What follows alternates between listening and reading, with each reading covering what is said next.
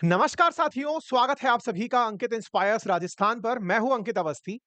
साथियों, जब भी राजस्थान की बात आती है तो भारत के शेष राज्यों में राजस्थान को थोड़ा रेगिस्तान से रिलेट करके सोचा जाता है और राजस्थान को रेगिस्तान समझा जाए, इसके लिए वास्तविकता में राजस्थान में एक थार डेजर्ट है। और थार डेजर्ट में राजस्थान का अरावली से जो पश्चिमी राजस्थान वाला जो क्षेत्र है, अरावली के पश्चिम का जो क्षेत्र है, वो वाकई में थार डेजर्ट की जद में आता है।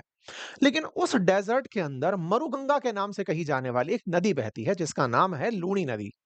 हालांकि वो अंतस्थ नदी है, यानी एक ऐसी नदी जिसका पानी पहाड़ों से निकलने के बाद रण ऑफ कच्छ में रह जाता है, वो जाकर के समुंदर में नहीं मिलता। लेकिन हाँ, उस नदी की वजह से रेगिस्तान में पानी आता है। उसी नदी की एक सहायक नदी है जिसका नाम है जोजड़ी नदी।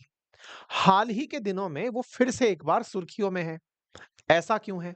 रेगिस्तान में पहले ही पानी का संकट और उस पानी में भी एक नदी जिसका नाम है जोजड़ी नदी, वो फिर से एक बार सुर्खियों में है। और क्यों सुर्खियों में है, तो आपका कारण आप ये कारण आपको बहुत ज्यादा सरप्राइज कर देगा। आपको ये समझने पर विवश कर देगा कि राजस्थान में जहां पानी की इतनी किल्लत हो, वहां एक नदी ऐसा पानी लेकर बह रही है जिससे कि लगभग 100 किलोमीटर की रेंज में, लगभग 31 किलोमीटर की चौड़ाई में 50 से अधिक गांवों के सैकड़ों लोग ऐसे हैं जो काले पानी की सजा पाने के लिए विवश हैं।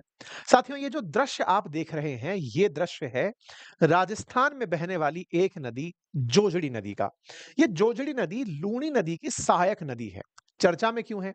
आपके लिए थोड़ा सा मैं मैप को बता दूं ताकि आप इसे अच्छे से रिलेट कर पाएं और इसको समझ पाएं।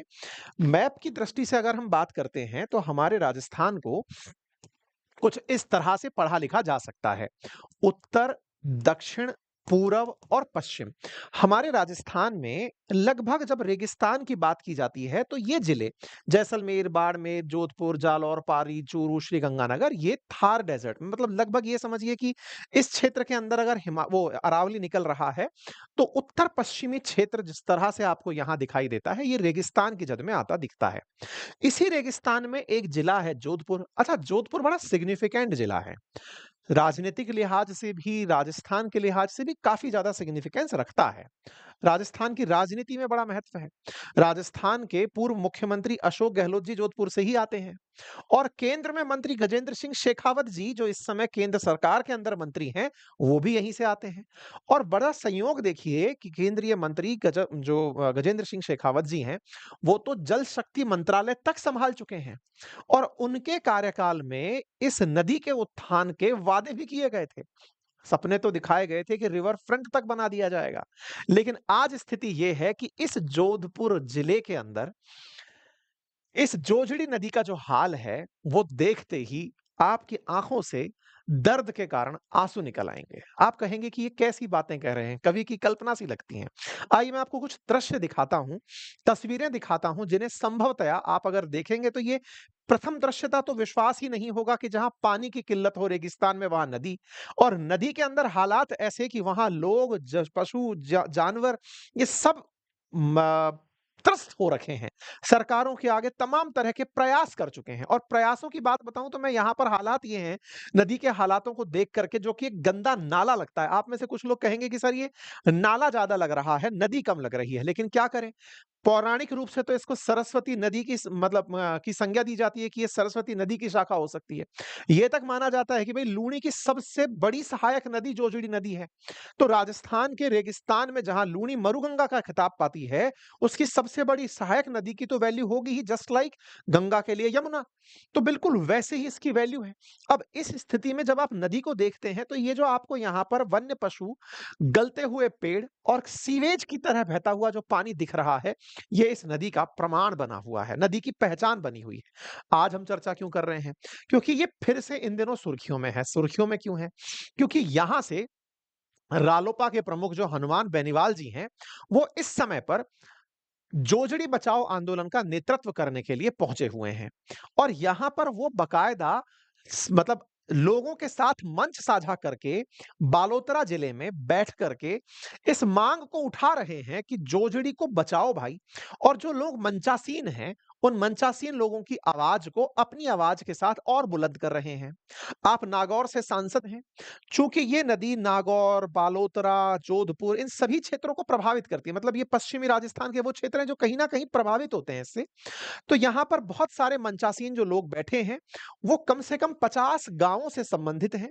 और ये 50 गांवों से संबंधित जो लोग हैं, ये इस गंदी नदी के पानी से त्रस्त हैं। यहाँ के लोगों का कहना ये है कि इस नदी के अंदर जो पानी है, वो पानी धीरे-धीरे हम सब के लिए परेशानी का सबब बन चुका है। लोग रिश्ता करने के लिए गाँव में नहीं आते, रिश्तेदार नहीं आते, स्कूलों में बच्चे नहीं जाते। जानवरों की लगभग 4000 जानवरों की अब तक पशुओं की जान जा चुकी है। खराब पीने से पानी पीने से मरने वालों की संख्या बहुत बढ़ चुकी है। कुएँ का पानी प्रदूषित हो चुका है। पीने के पानी के लिए दूर-दूर से पानी मंगाना पड़ता है। इंटरेस्टिंग बात ये है कि ये कोई ताज़ा मामला नहीं है। इस मामले को अगर आप और ज़्यादा पीछे जाकर देखेंगे तो जोजड़ी नदी करके सर्च मारिए, तो ये अक्सर भारत के अंदर सुर्खियों में चलती है। पूरे भारत में चाहे आप नेशनल लेवल पर अगर आप देखें तो ये सुर्खियों में हमेशा रही है। कि भाई 20 गाँव ऐसे हैं, कहीं 50 गाँव हैं, कहीं 20 गाँव हैं जो कि इस नदी के पानी से। अब आप पूछेंगे कि नदी के पानी से गाँवों का क्या रिलेशन है? असल में क्या है कि ये नदी का पानी जब बहने लगता है, बारिश आ जाती है तो ये पानी धीरे-धीरे गाँव को अपनी जद में ले लेता है। पानी गाँव में सूखता नहीं है और ये जो काला पानी है, अब आप में से कई लोगों के दिमाग में प्रश्न आने लगेगा कि इस पानी के काले होने का रीज़न क्या है? तो रीज़न है जोधपुर में लगी हुई फैक्ट्री। लगभग 700-800 ऐसे कारखाने लगे हैं, जो टेक्सटाइल से रिलेटेड हैं, कपड़ा उद्योग से रिलेटेड हैं, स्टील से रिलेटेड हैं। वो अपने टेक्सटाइल उद्योग का जो कचरा है, वो नदी के अंदर पानी के साथ मिलाकर फेंक देते हैं। और जो उस नदी में गया हुआ ये जो पानी है, ये बिना ट्रीटमेंट के ही फेंक दिया जाता है। यानी कि इस नदी का उपयोग असल मायने में नेचुरल वाटर तो बह नहीं रहा, अब नाले का पानी निकल करके बह रहा है। अब इसको एक तरह से ये कहा जाए, तो ये नदी ना होकर के फिलहाल जोधपुर का सीवेज नाला हो रखा है। इस नाले के अंदर जोधपुर की लगे हुए जो फैक्ट्री 700-800 फैक्ट्रियां हैं, उन फैक्ट्रियों का गंदा पानी इस नदी के मतलब इस नाले के माध्यम से ज्यादा उचित रहेगा कि बह करके यहां जा रहा है। और इस नाले में जो जोजड़ी नदी है रियल में, उसमें उद्योगों में से कई उद्योग ऐसे हैं जो स्टील उद्योग हैं जिनमें तेजाब उपयोग में लिया जाता है, वो भी इन पानी के साथ मिलाकर भेज दिया जा रहा है। हालात ये हैं कि ये जहां-तहां काला पानी के रूप में कंसीडर किया जाता है। हालत ये है कि ये नदी जो कभी लाइफलाइन मानी जाती थी, आज अगर आप दृश्य देखें तो इससे अंदाजा लगा सकते हैं कि ये अपने आप में किस तरह से लोगों के लिए प्रताड़ना बन चुकी है। मैक्सिमम मल्टीपल टाइम इसे कवरेज काले पानी की सजा के रूप में ही मिली है। गाँवों को अगर आप तस्वीरों में देखें तो ये पूरी तरह से जलमग्न हो चुके हैं। नालों के माध्यम से, इस नदी के माध्यम से आया हुआ जो पानी है, ये जिन गाँवों में जम गया है उसके हालात कुछ इस तरह के दिखाई देते हैं। इस पानी से क्या पारिस्थितिकी को नुकसान पहुँच रहा है? जी हाँ। जहां-जहां ये पानी नहीं पहुंचा वहां बिना प्रदूषण के बढ़िया खेती और पेड़-पौधे चल रहे हैं। लेकिन जहां यहां पानी पहुंचा, वहां पर पेड़-पौधे जो रोहिड़ा जैसा राजस्थान का राज्य जो वृक्ष है, वो पूरी तरह से जल भुन चुका है। हालात ये हैं कि इस नदी में जोजिड़ नदी के अंदर जिस तरह का विस्तार कार्यक्रम चल रहा है, वो नदी पूरी तरह से 4000 से ज्यादा वन्य जीवों की जान ले चुकी है, जिसमें हिरण, चिंकारे, राष्ट्रीय पक्षी, मोर, रोजड़ा जैसे दुर्लभ चीजें इसके अंदर शामिल हैं। अब सवाल ये आता है कि यहाँ पर इस चीज का जो प्रमुख कारण है, उसमें से क्या सरकार के द्वारा कोई प्रयास नहीं होते? या फिर यदि प्रयास होते हैं, तो सरकारी प्रयास में और रियलिटी में क्या अंतर रह जाता है? क्या सरकार कुछ चीजें ऐसी हैं जिन्हें कर नहीं पा रही है? तो आइए एक बार के लिए एग्जैक्ट कारण पकड़ते हैं कि ये होता क्यों है। तो पता चलता है कि जोधपुर के इस क्षेत्र में, असल में जोधपुर और पाली क्षेत्र में 700 ऐसे कारखाने हैं जो दूषित पानी डिस्चार्ज करते हैं। यानी कि कपड़े उद्योग के अंदर पानी जो है वो डिस्चार्ज के रूप में, गंदे पानी के रूप में बाहर आता है। यहाँ पर 300 से अधिक कपड़ा फैक्ट्री ऐसी हैं जो अवैध हैं, जिनके पास में प्रॉपर लाइसेंसिंग नहीं है। और जो 300 से अधिक फैक्ट्री वैध हैं, वो भी अपने रसायन को इसके अंदर छोड़ रही होती हैं। और 100 से अधिक स्टील फैक्ट्री ऐसी हैं जो अपना तेजाब युक्त पानी इसके अंदर छोड़ती हैं। पानी का जो सीन है वो देखकर स्वतः ही आपको बता रहा है कि यहां पर क्या हालात बने हैं, कितनी दूर तक बने हैं। लगभग 100 से लेके 150 किलोमीटर के क्षेत्र में 20 से लेकर के, मतलब यहां पर, मतलब इस तरह से समझिए कि 100 से लेकर 150 किलोमीटर की लेंथ में, और लेंथ के साथ साथ लगभग 3 किलोमीटर तो एवरेज चौड़ाई है जिसमें इसका सीधा सीधा प्रभाव आता है। 20 गांव सीधे सीधे ऐसे हैं जहां 24 घंटे बदबू आती है। साथ ही साथ चूंकि पानी है, जमीन से नीचे रिस कर भी जाएगा, तो जमीन से रिस करके जा रहा है, तो जो पीने के नेचुरल सोर्सेज थे, जहां कुएं थे, जोहड़ थे, तालाब थे, वहां पर भी अब यह केमिकल युक्त पानी पहुंच चुका है। परिणाम निकलता है कि लोगों को पीने का पानी अब उपलब्ध नहीं होता है। ग्रामीणों का कहना है कि एक समय यहां पर कुएं का पानी पिया जाता था, लेकिन आज उस कुएं के अंदर रसायन का पानी है, जो कि जमीन से रिस कर चला गया है। इंटरेस्टिंग है। चलिए, ये तो हुआ नाले के आसपास के क्षेत्रों का हाल। सरकारी सिस्टम, यानी जहां स्कूल चल रहे हैं, अस्पताल, चिकित्सालय जहां चल रहे हैं, उनके दृश्य देखिए। ये एक स्कूल का दृश्य है जो इस क्षेत्र में बनी हुई है। उस स्कूल के अंदर के हालात को देखने के लिए इसके आसपास भरे हुए पानी को देखिए आप। हालात ये हैं कि इस स्कूल के ग्राउंड में इस तरह से पानी भरा हुआ है। इस स्कूल में पढ़ने वाले बच्चों की संख्या इकाई, दहाई, सैकड़ा, सैकड़ा तो छोड़िए, दहाई के अंक को क्रॉस नहीं कर पा रही है। स्थितियां ये हैं कि बच्चे इन स्कूलों से निकल-निकल कर दूसरी जगह चले गए हैं। क्यों? क्योंकि इतना ज़्यादा बदबूदार पानी यहाँ है कि बच्चों को यहाँ पढ़ने में बहुत ज़्यादा दिक्कत आती है। बताया जा रहा है कि 21 बच्चे ही इन स्कूलों में फिलहाल शिक्षा ले रहे हैं। बरसात के समय तो इस नाले का पानी पूरे गाँव में ही लगभग 20-25 गाँवों के अंदर पूरी तरह फैल जाता है। बारिश के बाद के समय में यहाँ पर मच्छरों का होना, बड़े-बड़े मच्छरों का काटना। एक बच्ची है जो अपने गाँव का स्कूल का ये वीडियो बनाकर बता रही है कि कैसे हमारे गाँव के हालात हैं। यहाँ पर एक बच्ची के द्वारा ये दृश्य दिखाया गया है कि हमारे स्कूल में किस तरह से तालाब बना हुआ है। स्कूल में शिक्षा जहाँ प्रॉपर तरीके से उपलब्ध नहीं हो रही, सरकारें कैसे इस बात को इग्नोर करके चल रही हैं कि यहाँ पर लोगों को यूँ ही मरने के लिए छोड़ दिया जाए। असल में ये एक ऐसी लापरवाही है, या फिर ये कहिए कि सरकार के द्वारा इस क्षेत्र को इग्नोर की जाने की ये दास्तां है कि ठीक है, अगर हमारे देश में या हमारे राज्य में कुछ लोग इससे प्रभावित हैं, तो क्या ही फ़र्क पड़ता है। साथियों, हम अक्सर जब मोटिवेशन लेने की बात करते हैं, तो बात करते हैं कि दुनिया में अमेरिका अपने एक नागरिक के लिए दुनिया के किसी भी देश के साथ, आप सोचिए ना, पन्नू जैसे के लिए अमेरिका भारत से झगड़ लिया था, हैं? हमारे देश के अंदर, हमारे राज्य के अंदर, हमारे सैकड़ों लोग ऐसे हैं, मतलब मैं कहूँगा कि 20 गाँव में तो हज़ारों लोग ऐसे रह रहे होंगे, जिनकी जान की कीमत सरकार आँक ही नहीं रही है। हम क्या विकसित राष्ट्र बनने की बात कर सकते हैं?